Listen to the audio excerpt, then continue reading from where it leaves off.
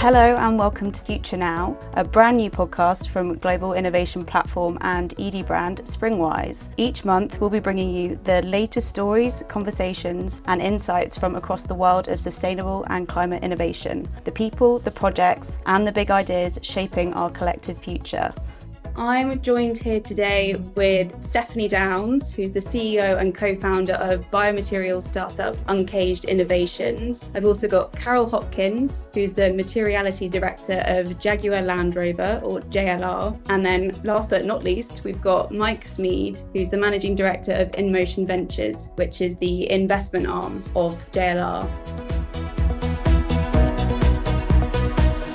So Stephanie, if I could come to you first, for anyone who hasn't come across Uncaged Innovations yet, could you give kind of a super quick summary of what the company's all about, and then we can kind of dive a bit deeper into the solution shortly? Sure, no problem. Uncaged is a biomaterials company that's making a sustainable alternative to leather. And our material, we're actually the first company to make a material out of grains. We're using different types of different waste streams, but primarily what we're pulling out of these grains is the proteins. So the backbone of our material is based on different type of protein structures. And then we can fuse in other bio-based materials to adjust the colors and the flexibility and even the fragrance. We use flower extracts. And we're working both with many fashion brands, also interior and the automotive industry. Okay, great. And you've got a really impressive set of entrepreneurial experience setting up various companies, as well as kind of consulting on adopting more animal-friendly practices. So could you expand a bit more on your journey kind of leading up to the founding of Uncaged and what inspired you to go into the world of bioleather?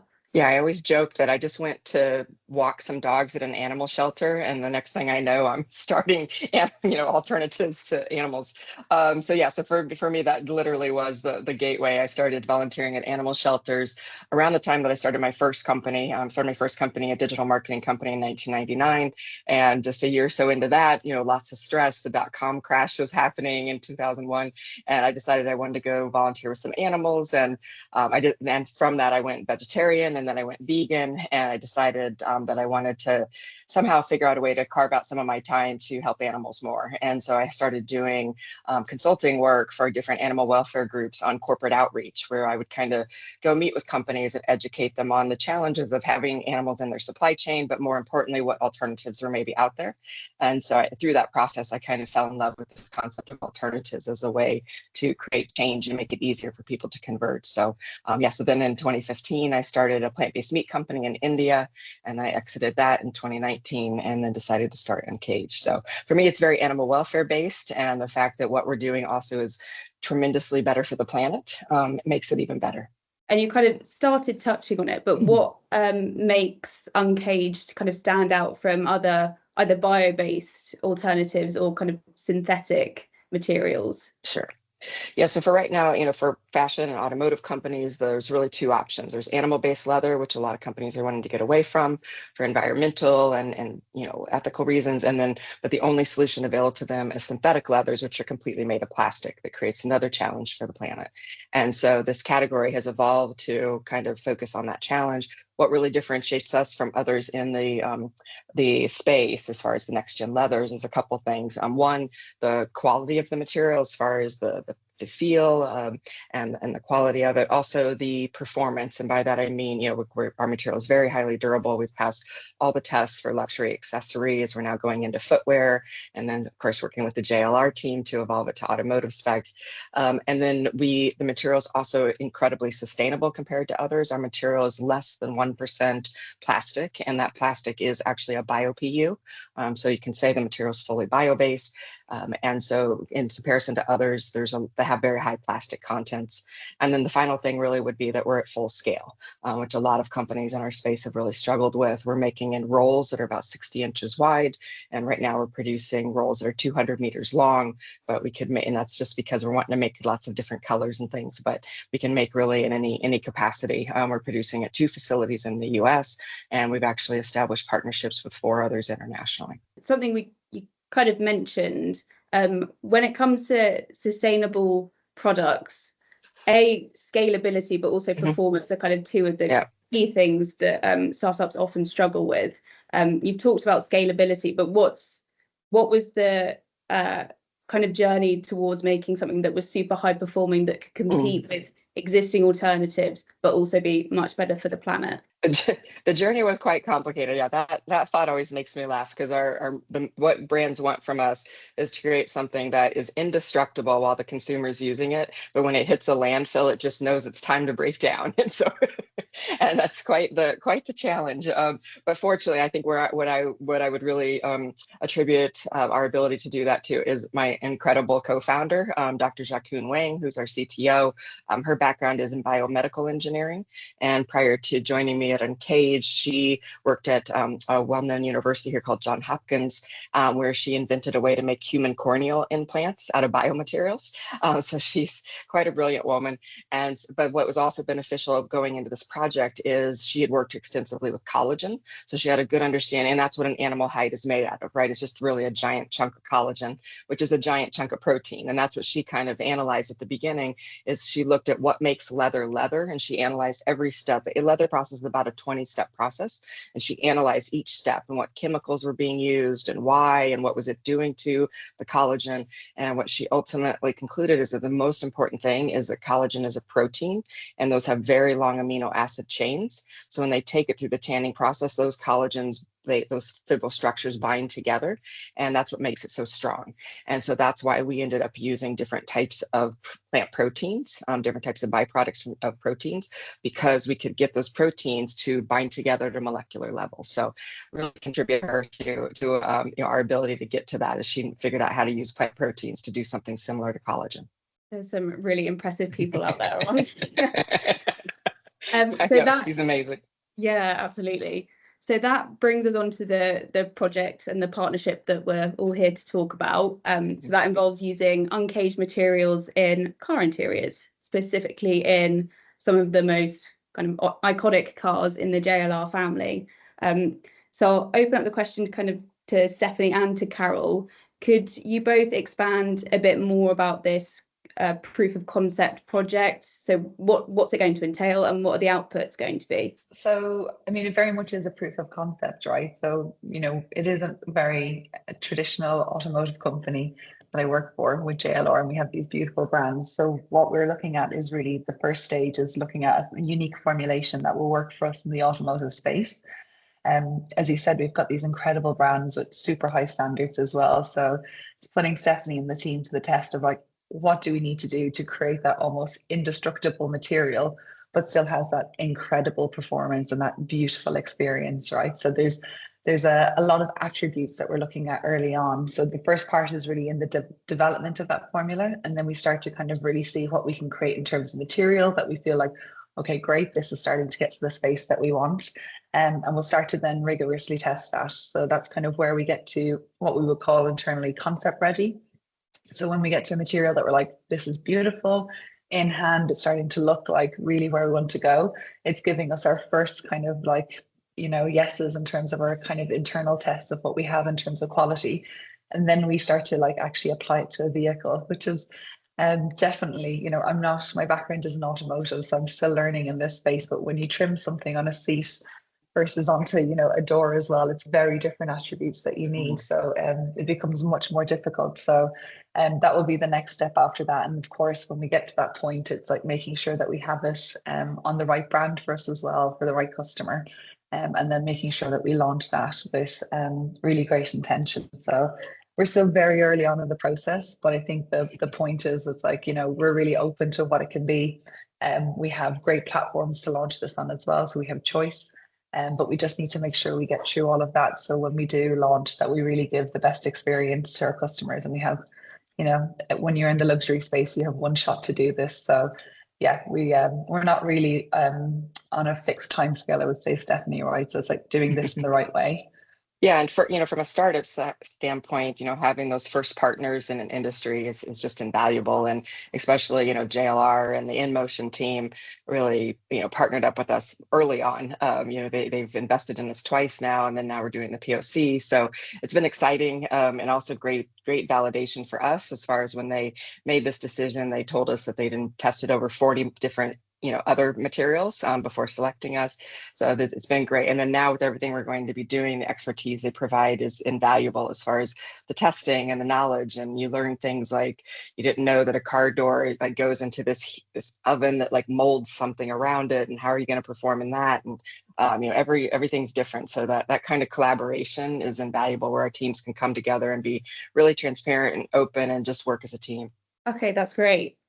So this particular project is kind of very recently announced. It was only announced July this year, but the partnership, as we mentioned at the beginning, the partnership between Uncaged, JLR and InMotion is pretty long-standing. So I don't know whether Mike and Stephanie, you guys could talk a bit more about that and discuss how that initial relationship started. Yeah, sure. So hi Matilda. Thank you for having us on. Our job as InMotion Ventures, as the venture capital arm of JLR, is to invest in exceptional startups that are going to help JLR's strategic transformation. And since 2022, we've been investing against that thesis in climate, industrial, and enterprise technologies that really we see as critical to the future of JLR and of automotive more generally. And since that period, so since the beginning of 2023, I'm really proud to say that we're now one of the most active corporate investors in the UK. And according to a report that was published in May of this year, through the work that we do both with InMotion Ventures and with JLR's Open Innovation Programme, JLR was ranked as #1 corporate for startup engagement. So this is something that we've been actively working on for the past couple of years. And indeed, Stephanie and the team at Uncaged were one of the first investments that we made back in 2023 against that new thesis. And really our job is to get ahead of where both JLR and hopefully the industry is at the moment. And as Carol mentioned, this is something that not all automotives are looking at. Automotive is an incredibly difficult space due to the regulation, first of all, as well as the standards that are applied, and all the rigorous testing that needs to go in to ensure that our vehicles, the products, the services, and experiences that we provide our customers are all really of the highest quality. And as we move forward, what really impressed us with Stephanie and the team at Uncaged was not only was the technology amazing, and I remember that Stephanie talked about having hundreds of meter long rolls. I remember the kind of the post-its that she was running around with, a couple of years ago, talking about the technology and how excited we were about it. But actually, the fact that this is an application or a technology that can be used outside of automotive is incredibly important, because given the long cycles that are involved, as Carol mentioned, in automotive, it's really important that startups don't put all of their eggs into a particular basket. And we always really encourage our portfolio companies to make sure that we're not too linked with one kind of corporate or one industry in particular, just because we know how long it takes. And really what this enabled us to do was really two things with Uncaged. One was to really explore how the material was going to develop within the luxury fashion space. And as the crossover in luxury between automotive and fashion becomes even more important, and how people express themselves through not only the clothes they wear, the cars they drive, the things that they also purchase, is the way in which customers were going to engage with a material that is different. And I think it's been a really important learning for us working with Stephanie and the team, that it's really helped us figure out that customers are really keen to understand what alternatives exist, but and the choices that they want to make. They want to have lots of choice, but the choice they don't want to have to make is between luxury, performance and quality and sustainability. They're really insistent that, for us to deliver upon those brand promises that Carol talked about, this has to be a material that delivers on both of those. And yeah, we're delighted. We first invested in Stephanie in the pre-seed round and again followed on at the seed round.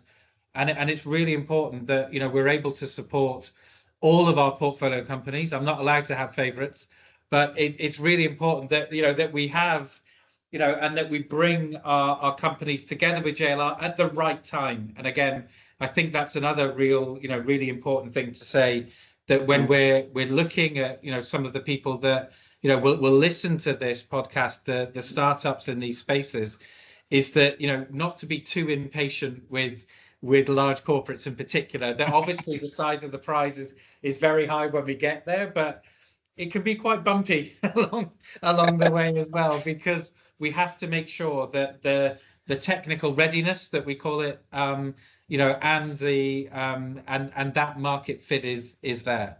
Yeah, and I'll add on to that a bit, because it is a really important point for the startups that are listing, but also for brands that would be listing, not only in automotive, but also in fashion and other industries. Is, building a startup is very hard. And one of the hardest things is managing cash, managing the money and how you're going to get from, where you're at to profitability, or, to those next milestones. And having, for the corporates out there that don't have CVC arms, I think it's, something really worth considering, because it enables a startup to engage with a company. Mike talked about the long lead times in automotive, but fashion is not, they're not as long, but they're not fast, especially with these large fashion brands, because most fashion houses will plan out at least a year in advance. Like anything you see on a runway now was planned a year ago, and then 6 to 9 months before that was looking at the materials, trying to kind of get some concepts that went into that. So you're looking at least 18-month time frames. So having that funding that can go into startups early, really in those early phases, really helps us ride that out.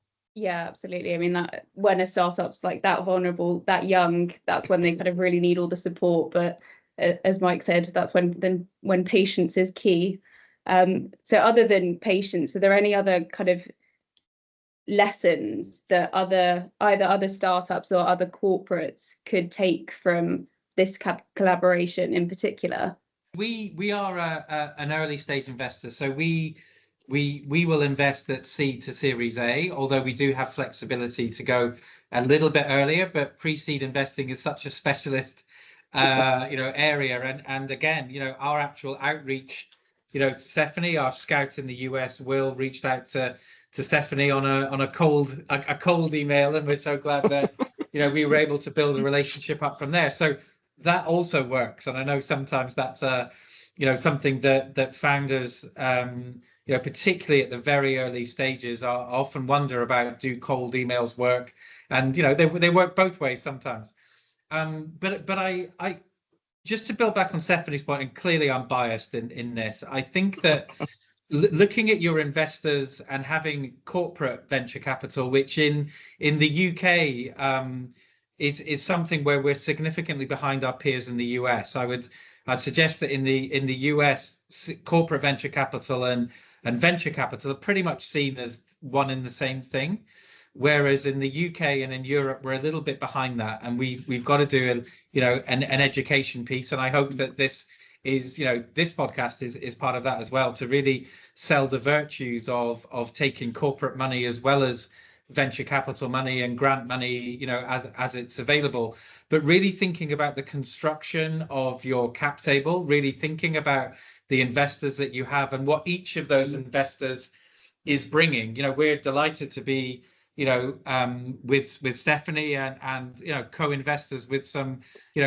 fantastic investors that are able to help and support Stephanie in different ways. And whilst we clearly bring the access to the parent company and being able to make introductions at the right time, be able to translate between corporate speak and startups, and sometimes help with with the translation of those things. We're also hopefully bringing an element of go-to-market experience within automotive and support in those areas as well. So I think one of the things is that as a corporate investor, we're not tied to those discrete kind of funding kind of cycles that a VC would have, and therefore that term patient capital, I think, is one in which works particularly in automotive very well. And again, what we're hoping is through this relationship, and we all hope that that this is going to be an incredibly successful program that we're embarking on. But also, we invest alongside some of our competitors, which some people in JLR find quite surprising. But quite often, we will invest along our friends at BMW, at Volvo, Toyota, and others. And quite often, we will introduce portfolio companies that we have to each other. And that's an incredibly important part, again, of the growth, because Stephanie and Uncaged will not fulfill their potential if they're purely working with a brand like JLR, or a set of brands like JLR, because we simply don't have the volume or the scale. Mm-hmm. So what we have to be able to do is make sure that we have the work in place where we're really introducing our portfolio companies to other companies, again, when the time is right. And that would be the main piece that would instill the virtues of corporate venture capital to some of your listeners. Yeah, and I'll add on to that a bit, because it is interesting from a startup perspective. And if for the audience out there that's kind of wondering how to navigate some of this, is you do have to be careful how you play your cards when you're working with CVCs and different corporate partners. We're very fortunate, to Mike's point, that Jaguar, and it does seem across the automotive industry, that they seem to play quite nicely with one another. And we've had different automotive companies that have introduced us to other automotive companies, and they talk to each other. But it's a bit different in the fashion industry. There, if you take in investor money from one of the big houses, there's a good chance that other houses that are in that same category wouldn't want to use our material. So we also have to be careful about how we make partnerships and the cadence of announcements. But bringing CVCs on board, especially when we did it during our seed round, was amazing, because it really signals to other investors that there's interest here. When you're in that innovation phase where you haven't really brought materials to market yet, which is where we were at when we were in our seed phase, just from the market, they view that as there's going to be commercial interest in what we're doing here. And so that's a huge signal to other investors, which is so important to get a round filled. I thought that was such an interesting point, Mike, about the kind of the sharing of the startups with competitors, because I think a lot of corporates maybe go into kind of investing in startups thinking that they'll get kind of exclusive access. So it's quite interesting to hear a different take, that actually, if you're the champion of this kind of really small early stage brand, this solution, you can kind of reshape the industry kind of as a whole. And it's not about kind of claiming a solution as your own. It's about kind of making more of a difference beyond just sales, changing kind of one vehicle at a time. So I don't know, Carol, whether you want to kind of talk about the importance of that in terms of kind of reshaping or reframing JLR's sustainability strategy and kind of branding as a whole. Yeah, I think I think the future has to be more material led, right? And I think that's the part where we have to do things in a different way to innovate, to have better solutions. If we want to hit some of our net zero targets by 2039, we won't go there alone as well, and everyone has the same set of targets, right? So ultimately, as an industry or across industries, we all are aiming for the same thing. So to think that you would cut off or make something exclusive and stop something else being successful is not going to be, it doesn't matter almost like JLR or brands at that point. It's like what's right for the planet and also for all of our futures. I do think, I'll be biased. I'm like, I'm a creative. You have to be so confident in your brands and in your creativity that it doesn't matter. You know what I mean? Because it's like what we will do with that will be incredible and it'll be unique to each of the brands, right? So you have to be able to stand behind that. And that's into our bigger brand worlds, into our DNA. And that's really what customers come to us for, right? It's like not only our history and our lineage, but the innovation and the stories that we bring in the future. So, that's on me, that's on the team, that's on the broader creative teams and commercial teams that we have across JLR to be able to do that. So yeah, it's kind of teaming up front, I think, doesn't really matter, because ultimately, you come back to the brand, and that's for us to make sure that that's really relevant. So what we do and maybe some of those treatments and those executions are really key then later of how we implement the material for it to be successful. And it should feel different. It will look unique and different, even if it's across our house of brands, for example, if it's on Jaguar versus Range Rover, that's the challenge that my team has set now with our house of brand strategy as well. So, it's a really good almost, we have an internal test bed for what that looks like in terms of competition. So it's good because you have to kind of really switch your brain and think like what is really important to the customer, and what is unique and different. And a lot of that, when it comes down to it, ultimately, I hope that we can get with Stephanie, like that formulation can be shared, that base can be shared, but then everything else that we can go through. So yeah, I don't see it as a blocker. And I do think, outside of, we've joined some conversations even with like Fashion for Good into the fashion space as well, and learning how those competitive groups are coming together as well, and realizing they can't solve any of this on their own. So even they have to kind of sit in the room together, which is quite interesting because, we were one of the only automotive partners, and then watching, the different groups is really interesting. But I think that the future is in collaboration and solving things together. So it's really nice that we can be open and then hopefully come with a solution that works for everybody, really.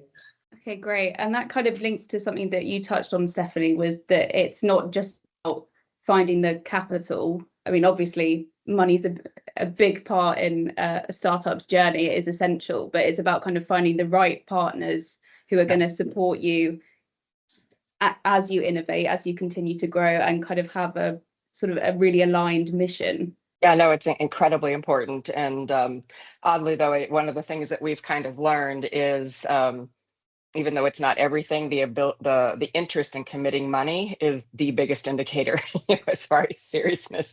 And one, it's obviously very important to us, but it just is a big signal. And it also, we've learned is that if there isn't a commitment of money from the other side, we've learned this more in the fashion industry, that if there isn't a commitment from money on the other side, there's not a commitment to stay the course. And there's no real loss to them if they change their mind and they go over in this direction, or like a new head designer comes in and that kind of stuff. So that getting those commitments to whether it's offtake agreements or it's R&D funding if they want, it is even though the automotive industry is harder from a scientific standpoint, like the durability and stuff, what's interesting, there's more consistency across what people are looking for. Even like, for example, the color ranges are going to be fairly similar. The textures are all going to be smooth, whereas in the fashion industry, they'll be like, can you embed glitter in this and make it like so that it's like a rolling feel across the hand? So like it's just the requests you get are just. I do need to get a bit better at my request, Stephanie. I need to dial it up a bit more. No, I take it back. But that's the nice thing, is the ultimate visual outcome is somewhat similar. It's more about the performance, inside, where we're keeping the plastic as low as humanly possible, but also bumping that durability. And but we've also found out some kind of just pleasant surprises. Like, for example, our material's been, without us embedding any, because most animal leather, for example, has to have in the top coat, they embed things for UV protection, for flame retardants, fireproofness and stuff. But our material's been doing oddly very good on UV and flame retardants, and we haven't embedded anything. And we're like, we don't know. We were expecting to fail those tests just instantly when they ran those. And so there's just you find different surprises in these types of collaborations. But I do think, even though the automotive will be harder from durability and some performance things, it's easy. The least we don't have to deal with the visual crazy requests. There's no glitter in the seats. And we've kind of touched on this in terms of, like, from an organizational standpoint, like having aligned missions. But what makes this collaboration work? If I could kind of get sort of a bit of a summary from all of you, maybe. Yeah, I'll kick us off. I think, one, the team is just really transparent and very genuine. I think everyone that we've worked with, Carol and Mike and his team, and Rip is another person on Carol's team. But I think also they've been our champion. There's a couple key people who've really been our champions, and that not necessarily like just favoring Uncaged, but championing getting this type of innovation into the vehicles, and that makes a big difference. If there's people that are really, as opposed to it's just some shiny object that they're going to take, some innovation tourism, as we've been starting to talk about it as, where people are thinking about it, but people who are really passionate about it. I think having that internal champion, at least one person that's going to really be there and help push this forward, makes a huge difference. So that would be my thought. Yeah, if you'd like me to go. So I think from my perspective, I think what makes it really special and unique is that we've covered probably the whole spectrum of our innovation offer at JLR. So obviously InMotion Ventures, we in talking with the material team, we were able to really understand the types of things that they were looking for.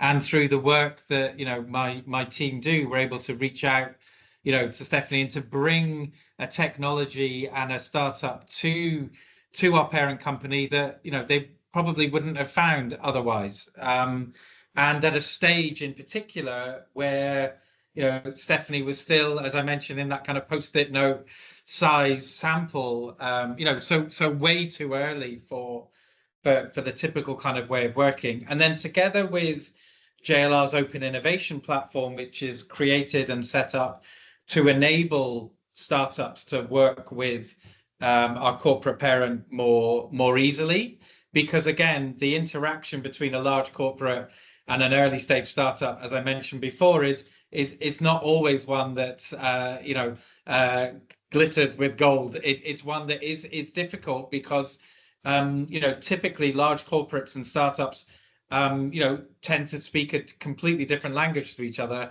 They work in different time zones almost, in our case physically, but sometimes mentally and spiritually. And then you add in the automotive angle, and I think all three of us on this call here are relatively new to automotive, and we've all found it quite an interesting transition from worlds that we've been in before. So that's been fantastic. And then to get the level of engagement from Carol's team at that really early testing stage to validate that there could be something in this, and to take it to the point where we're all delighted to be making the announcement that we've made on your podcast today about the relationship that we're looking to embark on is an amazingly fulfilling one. We are, as an early stage investor, we're used to working in 5 to 7 to 10 year timeframes. We know that this is going to be a long-term relationship that Stephanie and I are going to have as we go through, and it's really important that we celebrate announcements like today, because it's an incredibly encouraging start that whilst we're all in this journey together as automotive kind of companies, JLR is a company that that does lead, and I think this is another example of some of those other brand kind of promises that Carol talked about earlier on coming to life. I guess for me, I feel very privileged because I joined JLR and this was already in motion, not to have a pun on it there, Mike. But I would say the thing for me that's made this work or possible is a lot of kind of deeply passionate people within my team. I won't take credit for this at all. So it is Rip and Louise. So really, we set up a team to focus on more white space ideas and then into off cycle.